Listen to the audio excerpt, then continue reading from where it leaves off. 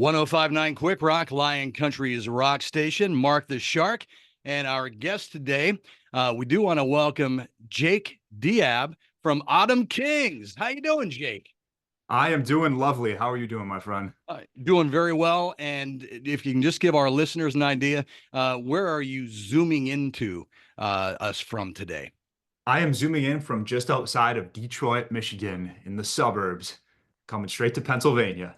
You got it. And Jake is in the band Autumn Kings. You've been hearing Autumn Kings Sleep When I'm Dead on Yes. QWiK Rock over the last several weeks. Hey, one thing I do want to mention, I ran off our media base report today, Yeah. and I'm happy to announce that Autumn Kings Sleep When I'm Dead is currently at number 10 and moving up towards the number one position in airplay. So I Wow. thought maybe you'd be real happy to see that and hear The about the that fact news. the fact that we're right next to Breaking Benjamin is just insane. Like the 12-year-old in me is just screaming inside right now. It's That's great. hard to believe. And congratulations too on your success so far. I realize that you've already gone top 20 in Billboard magazine, top 20 in the active rock chart with Media Base. So it looks like Autumn Kings are definitely on the way, towards that top position, and we're rooting for you here at QWiK Rock. Yeah. Yeah. Give us a little background on the band. From what I understand, you guys got together back about 10 years ago? Back about 10 years ago, it's crazy the twists and turns that this journey takes you to. But Joe and I met at a grocery store in a town called LaSalle in the province of Ontario in Canada, which is just about a stone's throw away from Detroit. It's really interesting. We're at about the most southern point of Canada. So we were getting all the American stations growing up. I'm a Detroit Red Wings hockey fan. We had that Detroit Rock City influence from the beginning, but it really started in a grocery store from an innocuous conversation in the break room where I happened to encounter Joe and we Okay. started small talking, saying we should start a band sometime. And we actually followed through. And 10 years later, through grinding and shows and being independent for years, losing boatloads of money, having parents think you're crazy, we ended up somehow making it out the mud. And now we have great champions like you supporting us. And as you just mentioned, Sleeping I'm Dead's climbing the charts and everything's shaping up, but it's taken a long time and we're really grateful to be here. All right. So when you and Joe got together as a band the first time, did you already select the name Autumn Kings, or did that come later? Yeah, we were in typical Canadian fashion. We sat down at a Tim Hortons and we were sitting brainstorming band names. And one of them was Autumn Lions. That was the original name that we were throwing around, but something just didn't feel quite perfect. So somebody Mm. threw out, what about Autumn Kings? Ah, yeah, that had a ring to it. And then we decided instead of Autumn Lions, we would make the lion the logo. So when you see us live, you'll see the lion logo. The lion is the king of the jungle, and that's how it all connects to the Autumn Kings. But we came up with it pretty quickly. Coming up with the band name, I always tell people it's basically like come up with 100 names and viciously scrutinize every single one because you think it sounds corny. And the one that sounds the least corny is the one that wins. And that's a big part of how we came Yeah. up with the Plus, name. it's got to be one of those names too that your fans at concerts can chant, Yes. pretty well. And Autumn Kings actually has a pretty good, rhythm to it too. Right. So Yep. good choice. Good choice. The three What syllables. Yeah. what made you come to the decision to move from the Canadian side of the border over to the U.S. side of the border? Well, one of the big things, my family actually relocated about 7 or 8 years ago, just Mm. shortly after I got out of high school. And the big part for me, I'm very fortunate to be a dual citizen, so I can live in Canada or live in the US. But for the musical opportunity here it's just incredible. I love Canada. I love growing up, and I'm super grateful for my upbringing there. It's just a smaller place, right? And when you're playing in the US, like we just announced, I know I'm sure we'll probably get to this later, but we announced a tour yesterday, and we're able to hit all of these cities and all these markets so quickly and efficiently. And so our tank of gas really likes playing in the US. Yeah. Now you're going to be on tour with an artist by the name of Bailey Spin. Is that right? That's right. Yeah, Bailey Uh, Spin. all right. And tell us a little bit about the upcoming tour since you already mentioned that. Yeah, yeah, she's a cool chick. She's a rock chick. She's sort of got like hard rock fusion with pop punk vibes. But for Autumn Kings, this is a really nice chance to hit all of the fans that have been eagerly waiting for us to play. We did a tour a couple months ago, all across the US, missed a few spots, and we're going to be missing a few spots this time too. But we're playing a big chunk of the country, and it's just going to be nice for all the people who have been catching us on QWiK Rock and other stations, and people have been finding us on Spotify and online. It's been a long time coming, so we're really excited to hit a lot of new cities and places. Yeah, and I understand too. You had a really big success and a lot of support from Octane. In fact, the airplay on Octane, I believe, is really what caught the record company's attention. You had touched on this a little bit ago, but you guys are hardworking. You've invested into your own band, into your own promotion. And all of that stuff. So, we applaud you on your efforts as far as being confident in your own, in your own performance, in your own music. And you caught the attention of Hopeless Records. So can you just Yeah. tell us a little bit about that journey from the time that you guys first got together, started recording your own music, and what brought you to this point? Yeah, this is a great question. And, the dream as a rock band, especially, is always to ultimately sign with a label, have the right team around you that gives your music the single greatest chance of success that it could possibly have. And for us, we had a really long road of staying independent. I mean, I would tell you by probably about 2019, we felt, being objective and being honest with the quality of our music and our live show, we felt like we should have been signed in 2019. Now, everything Yeah. happens for a reason. The pandemic hit. But Joe and I, really from the beginning, we're just writing songs like crazy. We started playing acoustic gigs, doing just 4 hours of cover music 2 to 3 nights a week from about 2015 to 2018. And we took all the money we made from those cover gigs and reinvested it into proper recordings in proper recording studios with great producers and mixing engineers. And so that was sort of how we kickstarted. And we ended up making more money from these acoustic gigs than we did from our little part-time jobs. But Right. basically, we stayed at home as long as we could. Thankfully, we had amazingly supportive and understanding parents of this dream, and they didn't boot us out of the house and say you're on your own. Otherwise, it would have made this whole pursuit a lot harder. So we just took every single dollar that we made, and I don't think we paid ourselves a penny until probably 2023. Like everything went back into the band.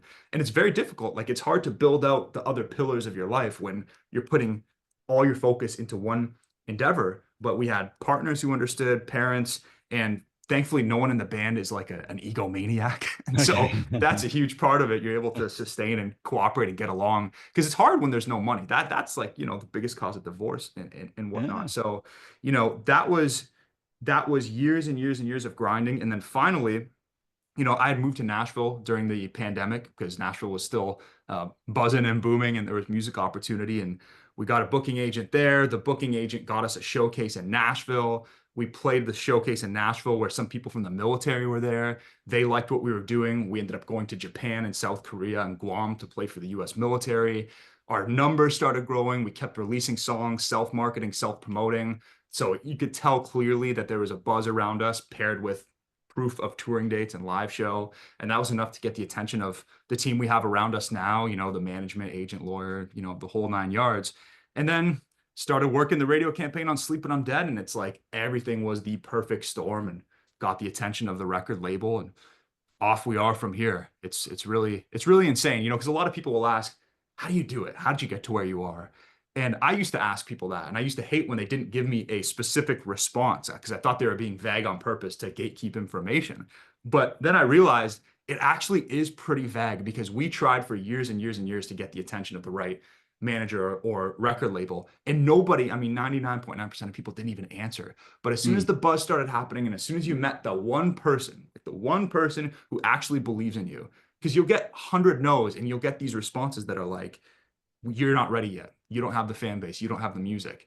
And then you start taking it to heart because they're an expert and they're far along in their career and they're the gatekeepers. But then you could have the next person say, no, they're full of you know what. No, I Yeah. think you guys have something and I'm going to take the chance on you. And that's what we had with our team. And so I remind them all the time how thankful we are. And as soon as they took the chance on us, the music was Mm. ready. It was working. And our self-belief was actually not just delusion. It was grounded in reality. We knew we had the music, but you need the right champion. And that's the hardest part is getting the Well, person to stick their it's neck out well, and believe. it sounds like you guys obviously have a great work ethic. You took your future in your own hands, invested in yourself. It goes to show that hard work does pay off, and Yeah. not everybody just gets that, that instant, you know, uh, luck of the draw break. You guys definitely plotted out your own. It seems like your own business plan Yeah. almost to, to get to where you are now. And it's great Mhm. too to hear about your family support and your friend support. We're talking Yeah. with Jake from Autumn Kings. Their current song "Sleep When I'm Dead" is moving up the active rock charts, here in the States. Jake, do you remember the very first gig that you did where you actually got to play in front of a crowd and actually got to play one of your original songs? Do you remember that night or Oh, that gig? yeah, it was really interesting. So really early on in our career, this was, I think, fall of 2015. There's a station called 89X. They're no longer a station, rock station in Detroit. And Okay. they had this battle of the bands that they put on. And so there were probably 100 bands that applied. And we applied and we got in down to the top 10 and we performed some of our original songs that weren't even released. I think we only had 4 or 5 originals at that point. And there were like 20 people in the venue or whatever. But we played for these judges, and the judges were from radio stations or successful musicians.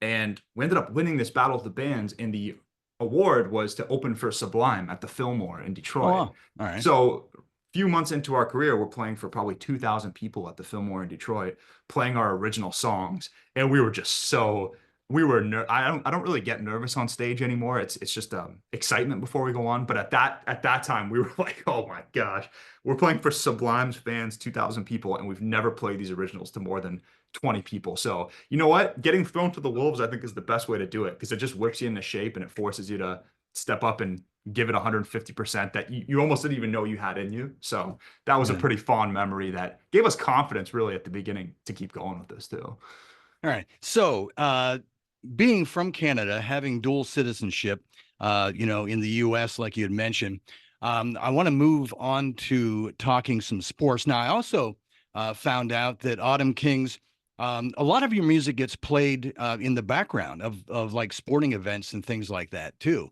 Right. You got a lot of airplay during things like hockey matches, football games, and things like that. People use your music like that. And of course, we Yeah. mentioned the success that you originally found too, at airplay at Octane, and then Yeah. here with with American radio like QWiK Rock. But Yeah. to move it on to sports, I am assuming that you are a diehard hockey fan. Can I make that assumption? Yeah, you know what? I think you can make that the younger me was. And then once I got into music, I sort of evolved a little bit away because I used to just be obsessed with, I was a Detroit Red Wings fan growing up in the border city. Right. And so I did root for Team Canada, but now, I'm over here. Yeah. I got to vote for USA. Okay, So well, I'm glad you brought that up because at the time that we are recording this interview, yeah, the Four Nations face-off, yeah, the final round between the Canadian team and the U.S. team will be taking place tomorrow, Thursday, yeah. in Massachusetts. Yeah. So who are you rooting for? Oh my gosh, that's such a tough one. And I will say I don't have a huge horse, in the race, but Okay. I'm here and I'm on American soil right now, so I'm going to vote for USA. And you know what? They surprised me, I have to say, because there's one thing that Canada does really well. It's hockey. Like really well. But the Americans, man, they put on a heck of a game, and I think it was what 3-1 the other day, and a Yeah, really yeah, intense one. Yeah, yeah. so I'm gonna vote for the USA while I'm here. But if I were still living in Canada, I'd vote for Canada. All right. Um, a question I always like to ask everyone that I interview, and we're going to ask you right now. If you were stranded on a desert island Yeah. and you only had one CD or one album to listen to for the rest of your life, Hmm. what would it be? That's pretty easy, actually. I think I'm gonna do Master of Puppets by Metallica. You I got think I it. have to. Yeah, because the music is it's elaborate and it's complex, right? So it's one thing if it were some of my other favorite bands like Green Day or Blink-182, where I love their music. It's a little simpler, right? Where when you have Right. the 8-minute long songs like Metallica has, it just takes longer for you to get tired of it, right? And it's very Right. difficult to play on the guitar. I still find myself before shows, I'll warm up with Metallica, like Master of Puppets riffs. And so I think that would be the one that irritates me the least while I'm stranded on an island. So, Okay, you got it. And also, and since you brought that up, I want to talk to you a little bit about your influences as well. Yeah. When I looked up Autumn Kings on Wikipedia, somewhere there was a comment that compared you to be the offspring of Linkin Park and Fallout Boy. Would you say that that's a good description? Yeah, I would say it's definitely a good starting point because I think for new fans, it's nice when they have some level of a reference point. And I Right. thought, that's probably the most accurate way of putting it because we love the edginess and the dark themes that Linkin Park has with the playfulness of Fall Out Boy. So with when we just dropped a new single last week too, it's just a bridge track. It's not being worked as a single or anything, but Snake Charmer, it's very, sort of punk with a mixture of EDM, with a mixture of pop and playfulness. And even with Sleep When I'm Dead too, you can hear little hints of Mike Shinoda in there. And then you can Yeah. hear the melodic hookiness of Fall Out Boy. But of course, our influences span far and wide beyond that. Joe is a big folk music fan, actually, even though you probably couldn't hear that in our music. And Right. I'm a big August Burns Red, Metallica, Lamb of God fan. I really go into the heavy rock metal side of things. And so we really just have a blend of all sorts of things that influence us in subtle ways. And it's funny, sometimes I'll listen back to a record that I listened to growing up. Like I'll listen to a Rise Against record and I'll hear a song that I haven't heard in 15 years and think, oh, I took a bit of that song and actually just put it into one of our most recent songs, and I didn't even realize I was doing it. And so we just let everything influence us in subtle ways and make the most of it. All right. Currently on QWiK Rock, we're playing the track "Sleep When I'm Dead." There's another track that I'm familiar with that I'd like to encourage people to listen to, and it's called "Hellbound." Tell us a little bit about that record as well. Yeah, Hellbound is probably the most, what would you say, musically, um, I would say we pushed the envelope musically the most with that song. I Right. took some influences. I'm half Lebanese and I'm also half Macedonian. So there's this Eastern European, Middle Eastern influence of sounds that we morphed into really still a pretty straightforward rock track. But the lyrical theme is more about conquering victim mentality, which I think is something that's been pervasive, at least in my experience, the last maybe 5 or 6 years, and realizing that people have a lot more choice than they think in their life. And they don't have to succumb to whatever their circumstances are. And one of the trends that we've seen that we're not huge on the last 10 or 15 years is that we feel rock music, the themes have leaned a lot more depressing and sad and angry, which I think there's a time and place for, and we certainly have our fair share of those kinds of songs. But we need a little more, in our opinion, AC/DC kind of stuff that just makes you feel good. Oasis, stuff that just it's happy, right? Those guys had Yeah. had tough, they had way tougher childhoods and tougher lives than Joe or I or any of the guys in the band could imagine. But they still brought forward a great mood and positivity. And for Autumn Kings, we like to acknowledge the bad that's happened in people's lives, and that's what Hellbound does. It touches on those tough feelings of whether it's depression or anxiety or Yeah. helplessness, but also have a turnaround and a comeback to say, hang on, you actually have it within your agency to change your circumstances no matter what happens. And at the Yeah. risk of that sounding overly motivational or hokey, we do believe it from the bottom of our hearts. And one of the really interesting things about Hellbound too is that the music sounds fun, upbeat, and playful, but the lyrics sound really dark, sort of that dichotomy. And it creates this really interesting experience for the listener where it sounds like you're having fun. You could crank this song up in the car while you're driving. But at the same time, if you just read the lyrics or heard the lyrics, you would think, oh my gosh, this is dark, dude. But we, of course, have that turnaround at the end that says it doesn't have to stay dark. And so Yeah. that's basically what Hellbound is. It's about conquering learned helplessness.